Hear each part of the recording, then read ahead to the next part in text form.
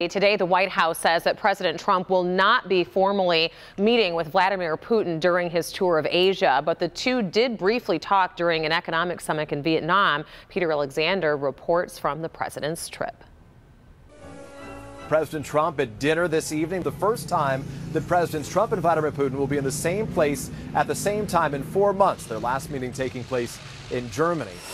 On his way over to Asia just a matter of days ago aboard Air Force One, President Trump hinted at the idea that the two leaders would meet, but today Sarah Huckabee Sanders, his press secretary, says there is no formal meeting on the books.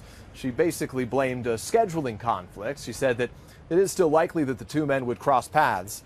Secretary of State Rex Tillerson just yesterday told us that unless there was anything substantive for the two men to talk about, there would be no reason for a formal meeting. But still unresolved right now, a series of issues. First of all, of course, North Korea, with President Trump wanting to pressure Vladimir Putin to help denuclearize North Korea. On Syria, there are some reports that the U.S. and Russia are nearing a deal on how to resolve the Syrian civil war. And of course, there is the Russian incursion into Ukraine.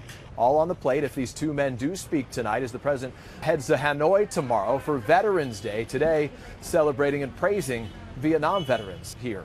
That's the latest from Vietnam. I'm Peter Alexander, traveling with the president for NBC News. Thank you, Peter. A California man is being hailed a hero with stopping a sexual assault suspect in action. It happened on Thursday morning when this man, 47-year-old Donald Kendrick, allegedly exposed himself to staff at two elementary schools and threatened to rape a woman in the city of Stockton. That's when a Good Samaritan, Scott Marquez, took action. After hearing about the incident on his police scanner, he jumped in and chased this man down and held him until police arrived. Marquez insists, though, of all he did, he's not a hero. I'm no hero, but thank God law enforcement got there, because the crimes he is accused of, any right man in his right mind would put him in some street justice real quick. Kendrick is being charged with impersonating a police officer in an attempt to rape a woman. Oof, very disturbing.